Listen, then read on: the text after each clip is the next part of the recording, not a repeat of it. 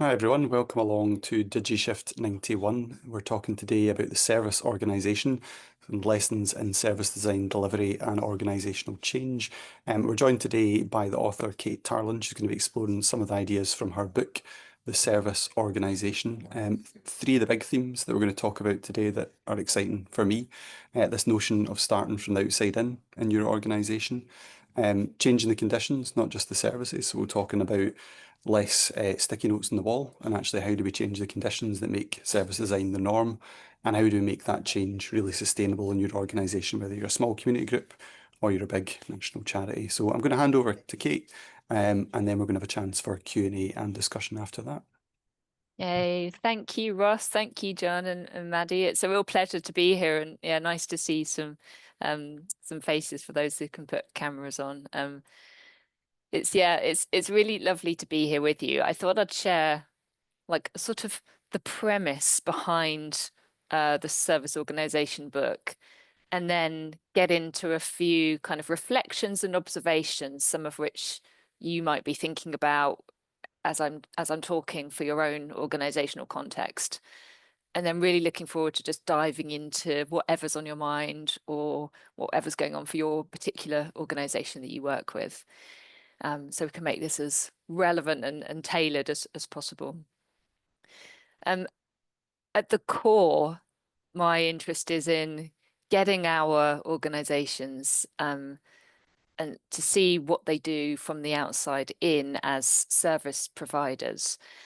And that might feel a bit funny for those who have got such a clear mission of helping and sort of bringing about societal or environmental outcomes. Like, of course, we're very focused. But over time, it's hard for any organization and any people and team to maintain that outward in emphasis. And obviously, to achieve the mission or the remit of any other organizations, something has to happen differently in the world outside itself. So whether that is social, environmental, or some public benefit that our organization has a particular interest in. But even commercial organizations have a mission of some kind, like the hypothesis behind how they'll make money. They don't just exist for money, they exist to do something or to do it in a way that they've got an opinion on, that if it works out, they get money from doing it. So this book that I wrote and my work is really about helping organizations to be very clear about what's going on the outside. What are people doing or needing? What are they trying to do or having to do or having done to them, or failing to do the thing that they probably should or could do? And when I say people, whoever you're working with, whether that's, whether your end users are in fact other organizations or companies or citizens or anybody else. So being really clear about what's going on in relation to what your organization does, and then reflecting on what does your organization do or what should it do in relation to that. And from that point, you can reflect on how well are we doing those things? What's easy? What's hard? What are opportunities to strengthen or do better or do more? Where is the friction or the error? Where do things go wrong? Whether that's confusion or people not getting the things they should, or whether it's just really difficult for our own staff to do things that they need to do, or the outsourced people we work with. Or simply, where is it just not quite as good or quite as easy as it could be if we just started afresh today and designed the whole thing from scratch, like often how services are a result of historic decisions that might not be the same as if we were doing it today. And all of that has some sort of opportunity cost, whether that's to do with outcomes that we could achieve better, or time, cost, and effort involved, whether that's for the people we serve or for us as an organization. And once you have that picture, it's then you're in a really good position to organize work, organize teams, even organize leadership activities in a way that often needs to cut across functions or teams or even organizations, in order to sort of do the best job we can at delivering services. So often it's about kind of removing or reducing some of the handoffs that we tend to do in favor of everyone's attention going on what good looks like for a given service or a given initiative. And I don't know if this feels true to you, but it's certainly been my experience. Even now, when I start working with an organization, that most of them will think it's very important that they hand you an organization chart of themselves, maybe an intranet site, maybe some other sort of internal documentation when you join. They won't tell you necessarily what services they provide to people, how they provide them, how well they work, and how they know how well they work as well. And I'll reflect more on that on a moment because it's an interesting route into a better conversation. Um, and all that I think about and do is not theory. It's come from decades of work in many different kinds of organizations. And I've had the honor of speaking to hundreds of leaders and teams across every size and scale of organizations.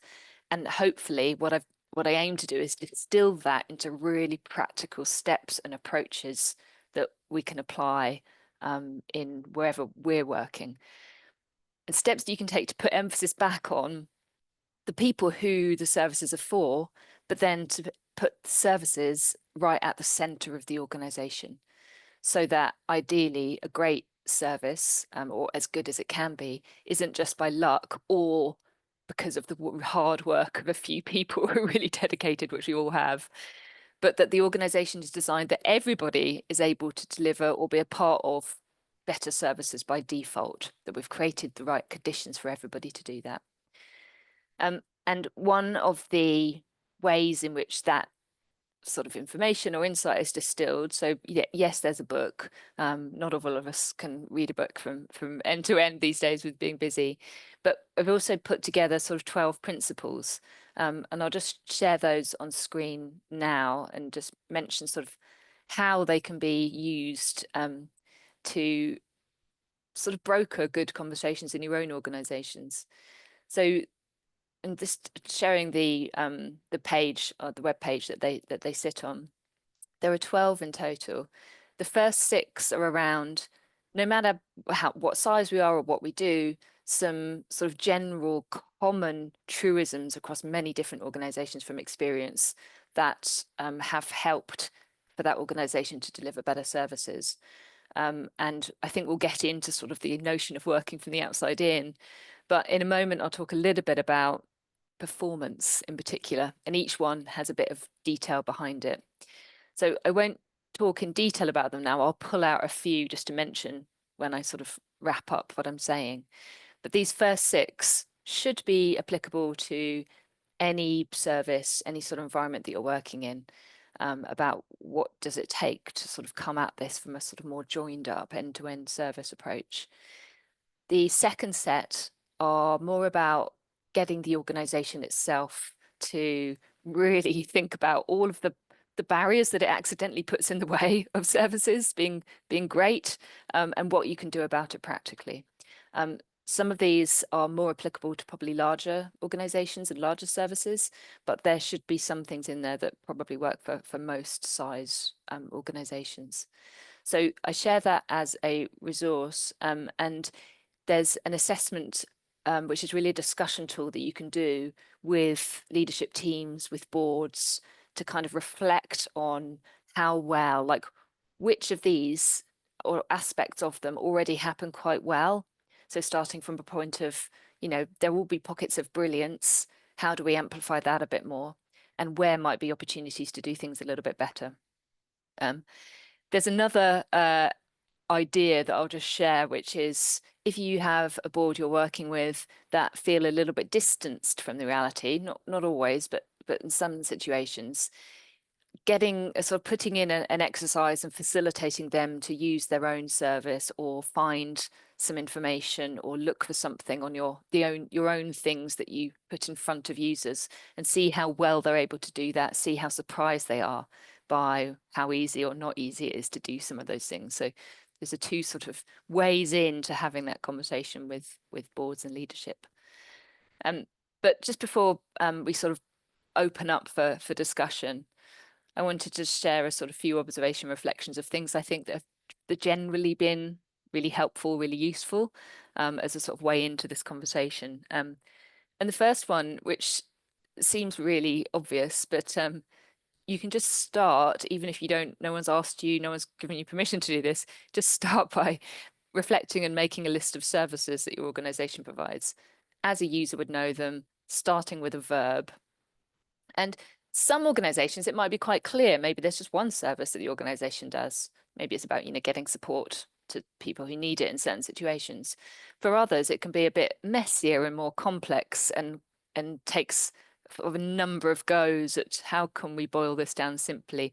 And I generally find there's fewer than people imagine, because not every team, every piece of technology, everything is a service when you come at it from the outside in. And there's a link I can share to sort of some advice on how to do that. The second sort of reflection is it's really interesting to look at what your organization measures, what it thinks of importance, what it sort of reports on. And really often every function or team or leadership will have its own set of metrics, measures.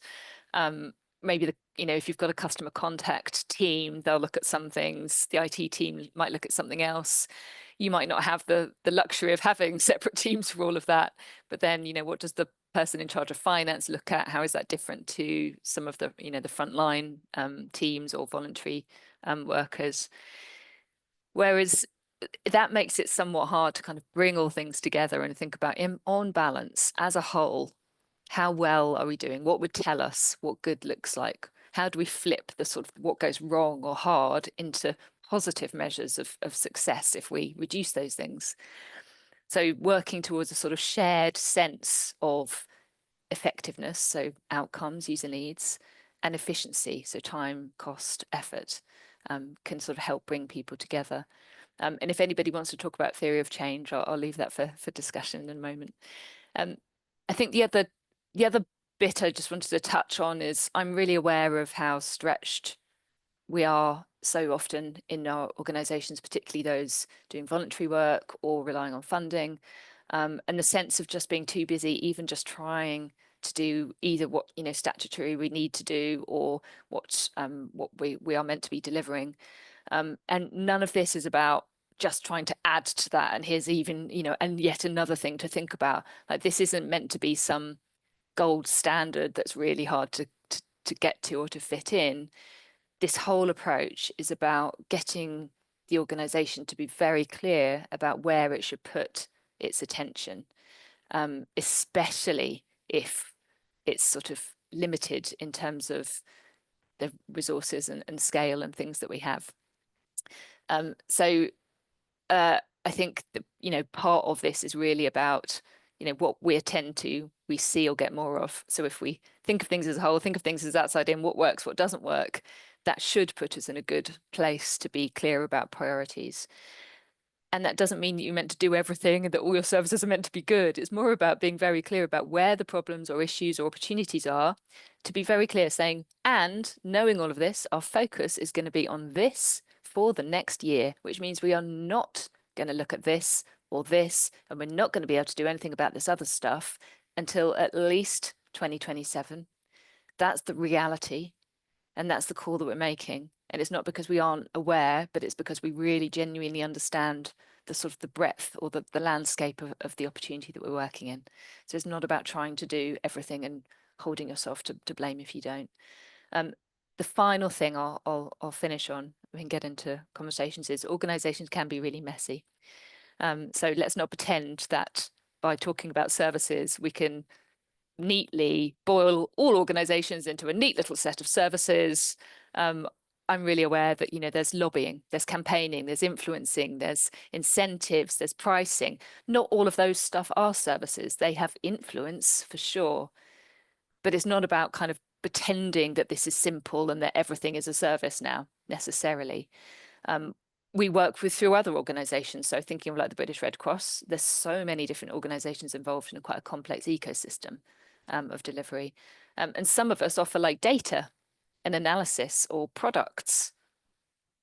And so it's not all necessarily like, it doesn't mean that there can't be improvements, doesn't mean that there's not benefit of looking at it from outside in, but it's just acknowledging that there's messiness.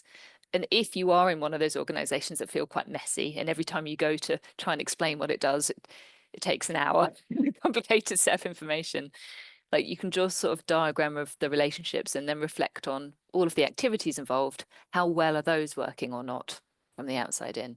So there's sort of a way of using these approaches, even if you're working in quite a complex sort of service or data delivery environment. I'll just mention that there's a link about sort of different ways that organizations carry out their mission. There's a post, and that was my attempt to sort of bring some understanding and clarity to some of those sort of messy organizations that sort of try and influence on many different levels. So that might be useful for some of you. All right, so that's the general premise and some particular thoughts as I was reflecting on the sort of non-profit work, but it would be wonderful to dive into a little bit more detail and hear what people are thinking in the room. So back to you, Russ. Brilliant. That was great, Kate. Yeah, it was really good. Yeah, I've got a few questions. I wanted to kind of open up for John and Maddie to jump in, and also people in the room. Just to say as well that you can pop your questions in the chat box, or if you want to unmute, we can bring you in for questions too. But yeah, John or Maddie, any reflections or questions to kind of kick us off? Um, Thanks very much, Kate. It's a really interesting book and kind of thought process behind it, because I think we'd been talking a bit earlier about lots of people are using the language of service design and starting to use some of the practices, but it maybe doesn't get quite far enough. And I think what's at the heart of what you've been sharing is about how the change needs to really extend quite far into the organization. Mm. So that was what was sitting with me, and I was actually wondering for folk in the room, like maybe are you feeling like you've got to a good place and you're seeing the change happening from the outside in, or are you still grappling with it? And I think we'd talked a bit about, in small organizations, often the board is quite a key group to work with. And if you had any tips for engaging them as stakeholders and finding that, like, get them interested but not too interested and that kind of thing. Yeah, my work, I work with quite a lot of boards in organizations, and sometimes like individual members of a board might be quite directly involved in either sponsoring or sort of developing this work for their own organizations. And then others will be more people that sort of need to be aware or need to be able to feed in or scrutinize or challenge, but aren't so necessarily involved. I think so. A couple of things. So one would be if you feel like you're working with a board who has the view that things are sort of fine, that don't need to change too much. Well, perhaps they're right, but it's always worth trying to get them a little closer to what's actually happening in practice. And not that they won't be involved, but get them to do some sort of find this, can you look for this? Can you see this? What's our website? Just something that might actually cause them to be like, oh, hang on, why is that like that? Where is that? Where that shouldn't be like that. Why is that there? We don't do that anymore. Just sort of getting the sort of that conversation started.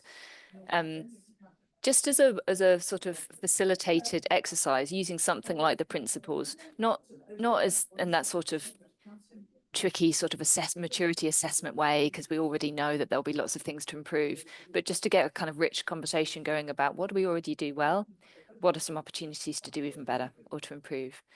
And something I've seen work quite well is running a sort of a leadership retrospective.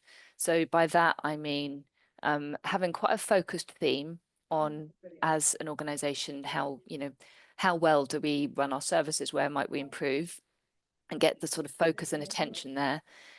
And then ideally fairly regularly check in on, okay, what have we managed to do since we last came together that's been good in support of delivering better services? What could be even better or what could we improve? And what are actions that a named person is going to take forward by the time we come back together? So without changing the entire structure, without changing responsibilities and so on, just bringing in a sort of fairly practical exercise at that leadership level that you facilitate, or if you are a leader, that you facilitate with your peers. can be a nice add-on to a sort of regular board meetings, like take 30 minutes on each session. And that's worked quite well at keeping momentum and keeping a bit of focus without necessarily sort of taking all the time away. So yeah, a few ideas, but really important, I think, to have that cover and support from the top. There's usually one or two individuals for whom this is instinctively makes sense. So even if you're working with people who are like, you know, I'm really focused elsewhere, I don't have time to consider this. What is this? There's usually one or two people from any profession. Like sometimes it's the people focused on HR and people, sometimes it's the finance person, sometimes it's more the operational person, can come from anywhere, but working more closely with those people is really helpful. Thank you very much. I was going to just thinking about the last point that you were talking about, Kate, around that. My words would be focusing on one thing. So using that evidence to say, right, this is what we're going to focus on over the next year, which means we're not going to do this. Not that we're not going to do this at all, but we're just not going to do this right now. I think for a lot of organisations, for a lot of charities, that can be a really hard sell to the board, but also to the staff team to say, we're not going to do this. And when you said it, I went into a bit of a panic going, oh my God. I can imagine charity staff teams around Scotland rioting, going, but we have to do all of this. We must, it's our jobs. So that for me is a bit of a mindset change to be able to say, it's okay. It's okay if we don't do all of this because we are all exhausted, we're all burnout, and the evidence is telling us this is what we need to do. And if we do this bit, then the rest will happen. So I suppose is that a statement or a question? So my question is, Kate, how do you, what's your advice for getting that staff buy-in to focus on that one thing? What would you do? Like, how do you go about that, I suppose, is my question. Yeah, really, really great point. I don't think I know a single person or organisation that finds sort of focus and attending to some things more than others easy, particularly if you can see like that there are negative implications if you don't. But I think it starts with understanding like attention is really important and is really needed to do some things well, and that you cannot do everything well. Like it's just not possible. So you can have a scattergun approach, which happens. It's one reality, but we know what happens. Not everything happens well. People are burned out. We don't do a good job where we should do. We're not necessarily, you know, perhaps 80% of our time is going to the things that aren't quite so important, or to a smaller, fewer people with a much higher need compared to all the other people. Like there are downsides of trying that scattergun approach. So I think it's about having that sort of honest acknowledgement, and then having the sort of the tough conversations. And you can't just do it as an individual. You know, you need relevant support and backup from board members and others. So that takes a time to get to. And then I think it's all about having a really tight, clear narrative for what you're doing and why you're doing that particular thing. So you can't just say, we've decided we're not going to bother doing that anymore and that's going to have to wait, is a really negative way of doing it. But if we say, we all know that our time, our attention, our funding, everything is really tight. We know we can make a huge difference in so many ways, but we really need to do things well. We really need to focus. Having looked at everything, we're going to focus on these few areas. And then have a bit more of a dialogue with people around it, but be really clear sort of objectively why we're doing what we're doing and make it a story of trying to do that better. I definitely think there are some areas where people are inundated with, can you do this? Can you do this? Can you add this thing? Can you look after this? And like having that sort of brokering those conversations. I knew of one organization that actually set up a single team to take on and be the sort of the brunt of all of the different expectations and requests and everything that was coming their way. And they were the team that needed to say no quite a lot. And it was a really hard job, but they were really good at it. But that meant so much protection and time for everybody else. So there was a benefit in the end of then the people working trying to do this stuff. So I think it's not easy. I don't think it's also realistic. I don't think there's a single organization that absolutely has just one priority and everybody gets on board, however many exercises or frameworks or tools there is to do that. But I think if you can just be a bit clearer, sequence, like you say, so it's not necessarily about saying no, but a sequencing, and then putting in place ways to check, are the priorities we thought still the priorities? So you're not saying this is now written in stone, no matter what happens in the world, we're not moving. But you're saying for now, so that we've got a chance of doing this well, this is what we're going to do. We're going to look at this every 3 months, month, 6 months, whatever that is, and check in on where we right. Are we still right about that? And make ourselves sort of able to change and evolve if we need to. And I think putting that process in place helps a little with the, oh my God, how can we not do this thing though? It's not saying not never. We're focusing. We're going to keep reviewing that. If that situation changes, we're going to be prepared to change. So yeah, one way through, but never easy and never entirely realistic to just make that so in 100%. Thanks, Kate. I wonder, do you want to take Debbie's question? Debbie, I don't know if you're comfortable unmuting and asking the question. It's a really good one. Sure. Thanks very much, Kate. Really interesting start and sort of thought-provoking. So this is not the only question I have, but it's the one I thought we'd put in the chat, which was just that point about user-led, and I put user-involved because sometimes led and involved, is tricky to do well. But service design and the challenges and opportunities that represents. Mm-hmm. Do you mean sort of the challenges and opportunities from taking that user involved or led approach? Yeah, just because we've been trying to do a bit of, I work for Victim Support Scotland, and we've been doing some user-led engagement for a particular project, and it's that balance between people telling you what they want the service to be like, and you have the resources to do it, and also whose views and whose, so it's just a really, it's just really, so I just wondered whether you had three things that just make it all easy for the rest of us just to go away and do. I'm sure that's not the case, but I'd love to hear your perspectives. Yeah, I think that's a really insightful question, and feels like various organizations that I know of are sort of experiencing the same thing. Like, yes, if we had a magic wand, we would want to do all of those things, or is it sort of the loudest person or this person or that person? What about the others? There are trade-offs, which if you're working with users, they don't need to, it's not their job to think about trade-offs. It's our job as organizations. And I think about a service as, in fact, I'll share a post for sort of how I would define them. But it sort of, helps someone to do or to achieve or to get something that they need where there's a desired outcome for the organization, or the policy behind it, or the wider benefit. And so that hints at the acknowledgement that there are trade-offs in all services.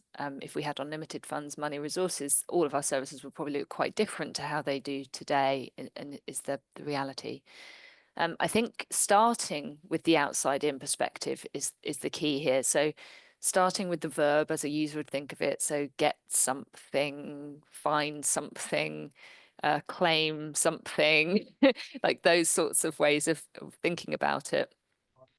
But then there's a whole, and why does the organization exist? What's it trying to do here? Sometimes it's genuinely just getting support to the people who need it, but then there's a sort of decision-making process in it. Sometimes it's a sort of a type of service that's going on. And why I say that is I think it's really key to take on board and involve people, and in some cases, like, have people be a part of the teams developing the service, but that the team or the organization is responsible for the trade-offs, and having to make some quite tough decisions, and that's the sort of the leadership angle. And there's examples of organizations that I think have done quite a good job at being very open and candid and making it quite visible what those trade-offs are.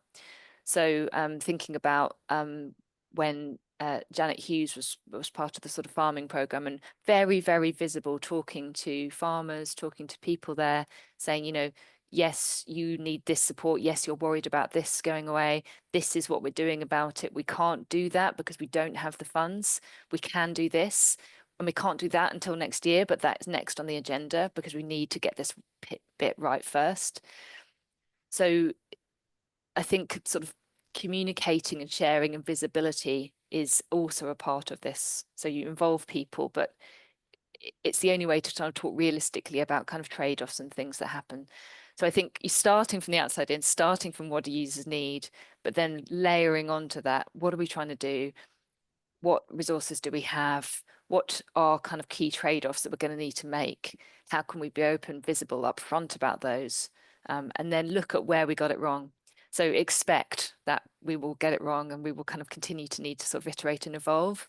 But hopefully with some of the things in place that tell us or show us where we got it wrong, whether that's sort of individual pilots or projects or starting small, or because we're looking at particular measures that indicate that, or taking on board direct feedback from users. So I'm not sure that that was a very clear answer to your question. The other thing I'd say is there's a brilliant article by Rochelle Gold, who just sort of pointed out that, you know, user-led, like the word user hides a myriad of different people, different organizations in different situations. And actually, as an exercise, it can be really good to just write out, like instead of users, just sort of saying people who, you know, people who are in such and such a situation, people who need support, but all of the different variations. So people who need a bit of support, people who need urgent support, people who need support on behalf of others, people who, you know, and then the people who maintain the bits that the service runs on, the people who are making decisions about who gets that thing or how, the people who are delivering that thing, and just building up a bit more of a granular view on who are all the people involved just helps think about who are we including, who are we listening to more than others, who isn't so much included, and sort of just as a sort of a check and balance point. Yeah, brilliant. Thanks, Kate. Debbie. That's really That helpful. was really Thanks good. very much. Yeah, probably, I mean, Aileen's point in the chat as well about that idea of starting with verbs. It's just, it struck me a bit of work that I'm doing with quite a big cycling charity at the moment, and one of their kind of sub areas in their website is about, like, so get cycling is the kind of term they use, and they've got cycling lessons, group rides, but then also in that kind of drop down navigation they have women, non-binary people, and then there's another category, and it's this kind of weird mix of like going a cycling lesson, going a group ride, but a group ride could mean a million things to a million people, but also a category then it becomes women, becomes non-binary people. And actually, I think for me, for a lot of people in the room, your website's quite a visual, easy to start place because everyone in your organisation can understand it. And probably you all have categories that look something like that cycling category. Yeah, I think that's true. Sometimes I sort of, there might be quite a sort of a singular service, if you like the organization is that service, but the experience or what's important can be quite different for different groups.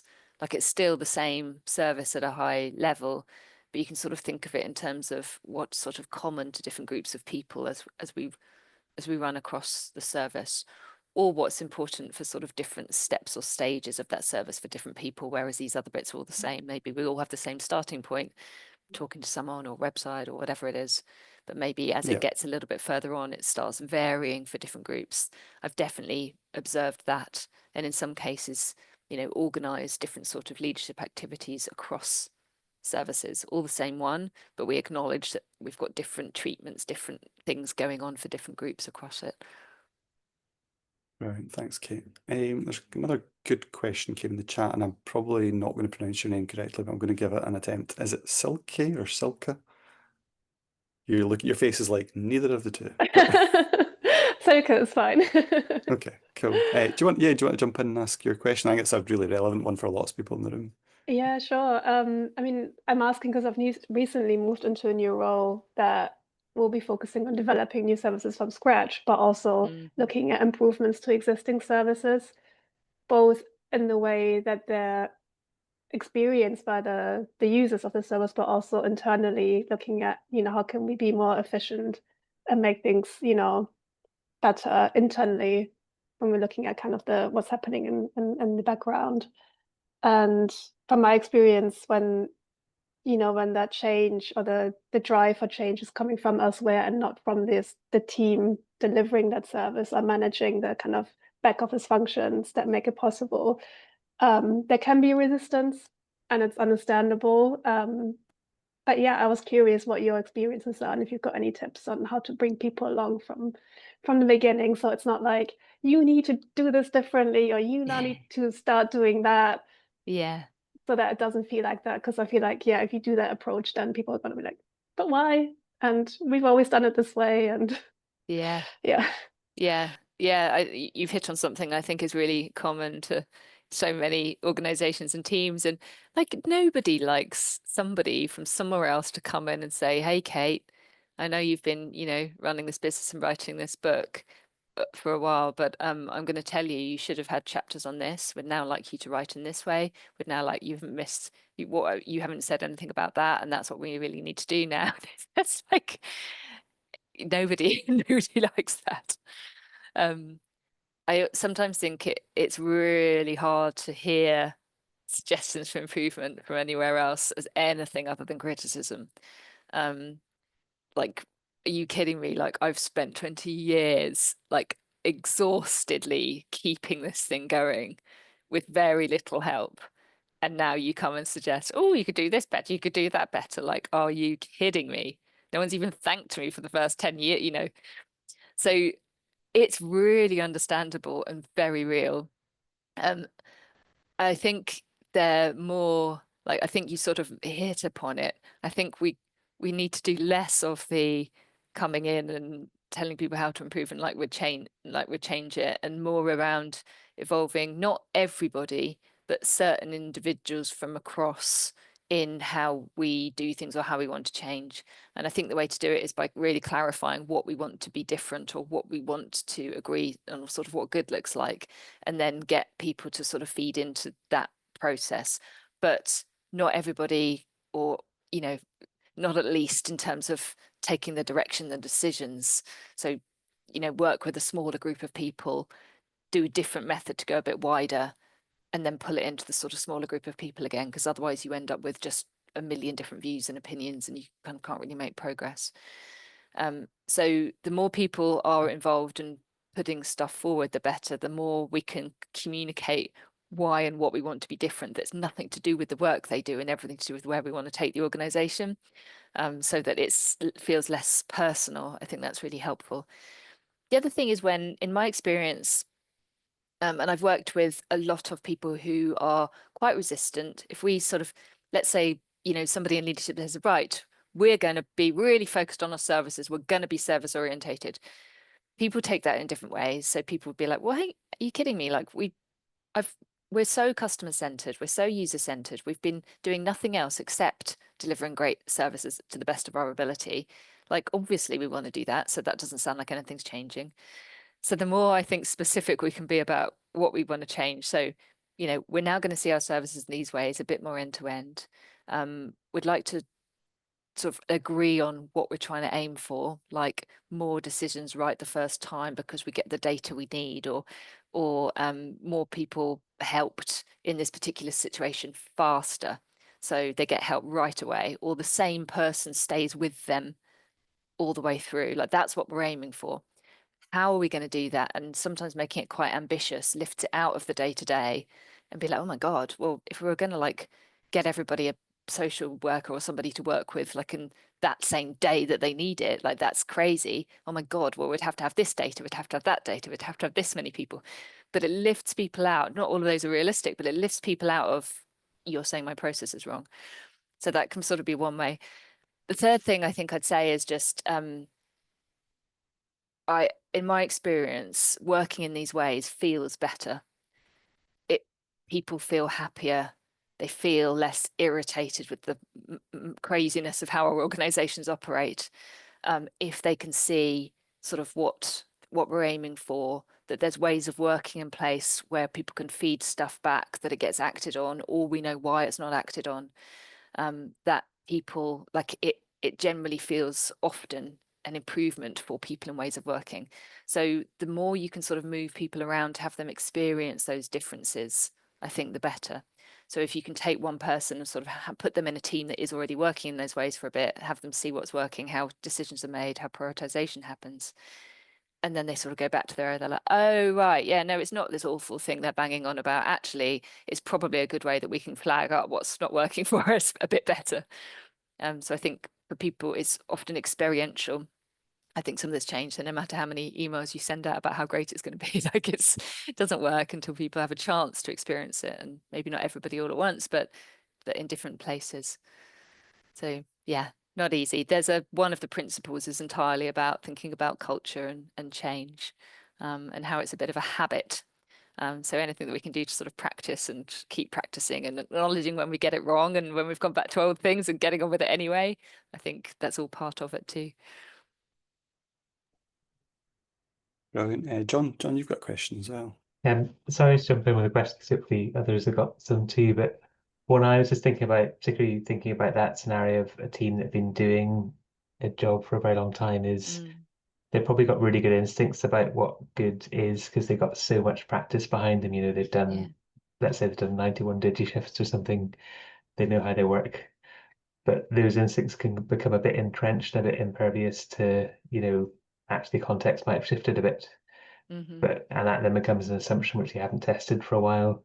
So I wondered how you kind of begin to unpack that, because again, it's probably something where people might feel they're maybe being undervalued or challenged in a way that they don't like. If somebody's coming and saying, look, well, actually, we need to go and test that because it's become an assumption that might not be right. Yeah, these DigiShift calls could be a AI chatbot instead. Yeah. I think and yeah, we all have them, like in any relationship, any like personal relationship or work relationship, we can all have like entrenched instincts about, well, you know, what's right or wrong or good or bad. So it's part of the human condition, I think. I think the more you can sort of lift people away from the conversation in terms of their own context. So if there's like a parallel in a different organization for how somebody did something differently, or an idea, or how they tested something that isn't 100% relatable, but just sort of start the kind of conversations that way, like, that's interesting. What are some of the principles behind that? What would that mean for us? I think, you know, that's one way in to sort of lift out of you and your team and your instinct in favor of, can we point to examples or bring somebody in to talk to us from a different organization so it doesn't feel like a threat, and then sort of have a discussion about, you know, what might that mean and so on. So that's one approach, is to sort of make it feel a bit safer to entertain different ideas by talking about something other than what you do. I think it's quite good practice it's particularly when you get someone who's absolutely brilliant. They've been there for 20, 30 years. They know everything. They're so good. They're probably like holding the whole thing together and have been for ages. But that can also mean that other areas are missing out on their expertise, and that they are quite focused on sort of, you know, they know all of the history of why decisions were made long ago. And, you know, if you say, hey, do it differently, yeah, we tried that in 15 years ago and blah, blah, blah. So moving people, either temporarily or another opportunity to sort of, is there a way in which they can focus or bring their knowledge and expertise to different areas and just have a change, or bring somebody different in to work quite closely with them? So mix up the sort of makeup and behavioral instincts. I think that is sometimes needed, and as a sort of way of doing it. Not everybody welcomes that, but it's definitely a sort of a way forward. And I think otherwise, think about who influences whom.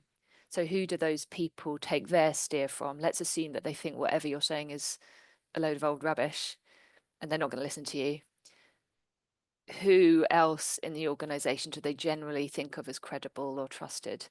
And are there people who feel the same pain as the thing you're talking about solves, that you might kind of sort of use some of their ways or their relationship, or kind of talk to them about how you might go about it? So that's sometimes easier in a slightly larger organization. If there's only 3 of you, it's quite hard. But yeah, at least if there's very small, then try and use somebody external to kind of come and talk about things or do things. But yeah, moving people around, I think, has worked in practice. Thank you. And Aileen's got a question about if you had a quick practical example of testing an assumption and seeing a good result, just to inspire us a wee bit. Yeah, yeah, great question. Do you mean a sort of an assumption about how a service might work, or like a sort of practical example of testing an assumption and changing your mind or gathering data? Or yeah. More a practical assumption. Yeah. Yeah. So I can think of I'm just trying to think of the best. There's a ton of loads of case studies in the book, just by the way. So I've tried to bring forth practical things that are quite shareable, because I find that helpful in organizations I work with. But I think in terms of an assumption, in terms of design or delivery, maybe I can talk about there's a really good example of a team who it started off as, we're going to change this big piece of technology. It became, we're going to redesign this as a whole service. And as part of that, it's about sort of doing research and who's allowed to do this sort of research and who's allowed to work with what data and so on. And they had very, very loud and stakeholders who were like, do it this way, this is what will work for us. But there was an enormous long tail of other people for whom that didn't work at all. So they developed sort of 3 or 4 different ways of handling this. So one way, works for the few, one way works for a few more, one way works for different situations. And then sort of through that, they sort of knew that it would work differently for different people, but they were able to expose the sort of the downsides and the trade-offs of any one design approach, and they sort of like brought it together. I mentioned that because that's just one practical example that came to mind. But they've written an article, a blog post about the approach they took, and particularly sort of the results in terms of some of the time and efficiency, cost savings, and a lot of their work ended up being designing better tools for frontline and staff and behind the scenes staff in sort of delivering this in the end, rather than sort of user facing stuff so much. But I will, perhaps if I have a minute, I'll see if I can just Google it and drop it into chat. But it's a nice one. It's very shareable, and particularly for people who are like, why can't we just take one approach? Why do we need to test? What are the benefits of us doing that? It's a nice article to be able to share that outlines that approach. Yeah, thank you for that question. Thanks, Kate. I think that's a really good theme there, because a few times you talked about that value of having a practical experience. So rather than having a kind of an abstract discussion, getting people to experience a prototype or a service is often more repeating. So a question I had for just everyone really is, do you feel like you have capacity to do that right now? Because that can often be challenging to say, well, we're under pressure to get something live and ready out the door. So asking for a bit more time to do testing can feel challenging. And I wondered if anybody had experience around that. And I've got a wee example to share while people think about that. So one thing we did in our team was we had an assumption that demand for training might be quite low in the summer, but we thought we'd check it, and we actually found it wasn't the case. It was actually fairly sustained. So that was an example where we just committed to booking in some time slots that we thought, well, these might be quite low in terms of interest, and find that there was actually interest in months where we'd previously expected it to be quiet. So it was a kind of having that willingness to kind of open up a few more dates taught us something interesting about the schedule through the year. That's great. I can think about people writing content, when the sort of legal people involved or sort of content appears and people are like, this is what we need to say to explain something or other to people, or to explain what we offer, or so on. But you have the sort of hunch that it's not necessarily as clear as it can be. And there's a team who sort of tested that assumption, so they can't really, no evidence. It just, to them, it looks pretty confusing, whereas the people who wrote it were like, no, this is exactly right, this is really clear. And so they printed this stuff out and they put it in front of people and gave them some marker pens, green, yellow, and red, I think. And they said, right, read this. You're roughly could be eligible for whatever the thing is. Read this, and anywhere that you read it and you're like, oh yeah, I know exactly what to do. Yes, I'm very clear. You highlight in green. Anywhere where you're like, I think that means that, but could it mean that? You put in yellow. And anywhere where you're like, I've absolutely no idea what that acronym is. What are you talking about? You put highlight in red. And it was ever so quick exercise, and it suddenly came back with like 20 sheets of green, yellow, and red paper, and you could immediately see patterns and so on. And just that, it was a quick, half an hour exercise. Go back to people saying, this is our assumption. Some of it's working really well, actually. Some of it isn't. We've got to change that. So that's a nice practical thing that I've used in the past. Thank you. We've got another good question from Debbie. Debbie, do you want to read it for us? I feel like I'm now getting one-to-one advice. It's amazing. You'd mentioned early on a wee bit about some things being, you could consider a service that probably on paper don't look like one. So policy work, I'm thinking I heard policy work, advocacy, all that end of it. I just wondered if you could say a wee bit more about how you adapt that to be more service-like, thinking outside in. So just saying a wee bit, I'm conscious you don't get minutes, but just to expand on that a wee bit so I can kind of understand a wee bit more of that perspective. Yeah, I'm just posting a link, and this is specifically about how policy is carried out, but you can probably adapt it to sort of different types of activity that your organization does. I think that any activity where there's something that's meant to happen differently on the outside is inherently sort of testable, and what works well about how we do that right now. What do we know because we talk to the people that we work with, or the amount of time that it takes, or what of that could probably work a bit better. So it's not necessarily sort of saying, or let's assume our sort of lobbying function is a service exactly, but saying if our lobbying service worked really well, or our activity worked really well, what should happen? Well, we should get more of our ideas appearing in such and such a place. It should be faster for us to turn around a piece of advice or opinion or data or position. More people should be aware of instinctively what we would say on it, or who to talk to about it when they've got questions coming up. So I think you can just be, if there's anything that's sort of touching the outside, like what works well, how would it work if it was brilliant, like it automatically happened, it was all really magical, like what would you see? And then working out what bits of that do you want to work towards then. You're never going to make it completely perfect, but might you make it much clearer who people need to talk to? Might you try and speed up how quickly you respond to things by trying to automate some little bits, or having a sort of prepared positions a bit better? So I think with all of those activities, there's a sort of, you can break different parts down, reflect on if this worked incredibly well, what would happen, what would not happen, and then sort of deciding from there where the focus might be.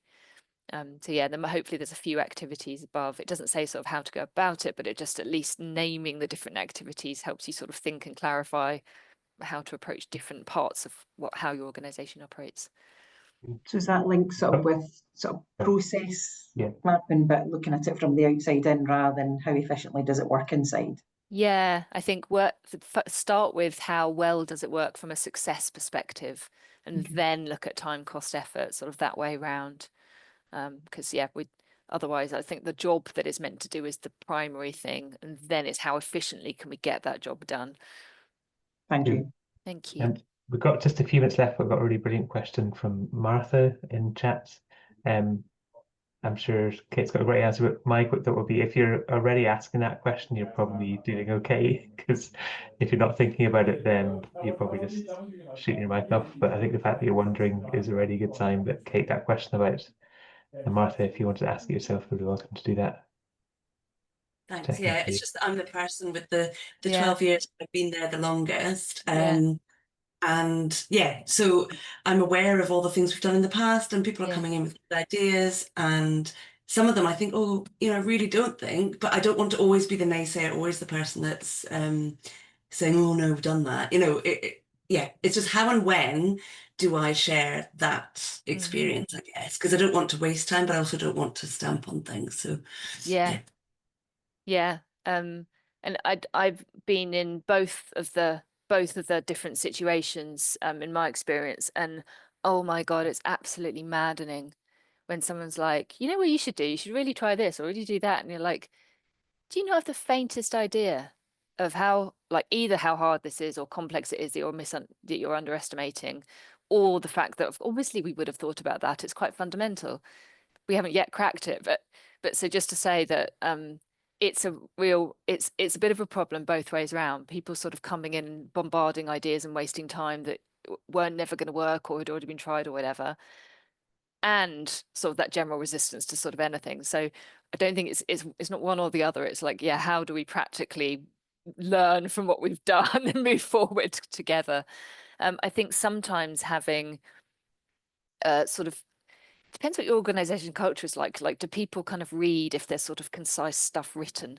So actually getting some, you know, the history of the service written up for people in a bit. And we tried this, and then this year this happened, and da da da da da da da. Like, as a sort of a way of inducting people who are perhaps newer, coming up with ideas and so on, saying, brilliant that you're bringing this energy. I really want to use that energy, but I need you to bear this in mind so that your energy is going to be more effectively used in this organization. I don't want you to burn out by just sort of saying things and we don't listen. So, like, how can we induct people to really kind of getting it? Like, there's such benefit that comes with time spent, particularly where a service is complicated or kind of changing quite a lot. Like, it's very difficult to come in and do a great job if you don't understand the domain.